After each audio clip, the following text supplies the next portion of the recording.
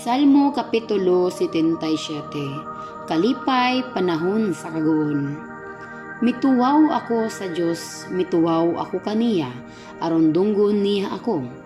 Sa panahon sa kalisdanan, gisangpit ko ang Ginoo. Sa tibuok gabii, gibayaw ko ang akong kamot sa pagampo. Apan wala mahupay ang akong kagulanan. Naguna-una ako sa Dios ug nanghupaw ako, namalandong ako ug nawad-ag kadasig. Wala niya ako pakatulga sa tibuok gabii. Nahasol ako pag-ayo ug dili makasulti.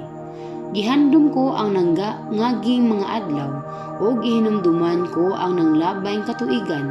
Sa tibuok gabii namalandong ako ug kini ang gipangutana ko sa akong kaugalingon. Isalikbay ba ko sa Ginoo hangtod sa kahangturan? Dili na ba gayon siya mahimuot kanako?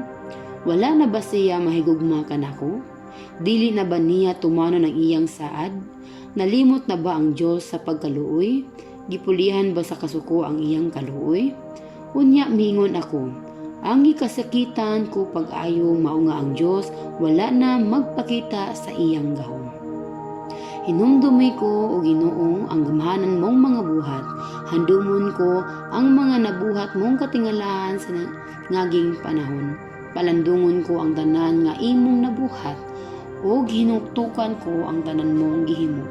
Balaan o Dios ang tanan mong pamaagi. Walay Dios nga sama kanimo kagamhanan. Ikaw ang Dios nga naghimog mga milagro o gipakita mo sa kanasuran ang imong gahom. Pinaagi sa imong gahom, giluwas mo ang imong katawhan, ang mga kaliwat ni Jacob ug ni Jose. Sa pagkakita kanimo sa mga katubigan o Dios, nalisan sila ug mikurog ang kahiladman sa dagat.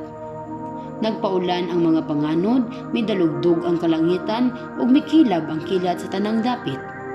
Ang gagahob sa imong dalugdog milukop sa kalangitan ug ang mga kidlap sa kilat midan-ag sa tibuok kalibutan. Mikurog ug natayog ang yuta, milakaw ka sa dagat ug gitadlas mo ang lalom nga lawod, apan dili makita ang imong mga tunog.